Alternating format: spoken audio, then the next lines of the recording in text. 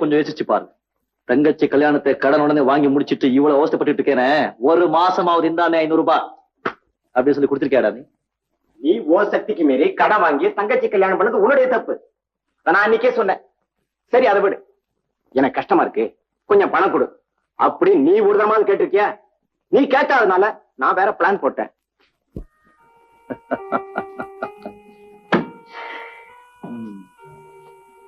நான் கேட்கணுமா?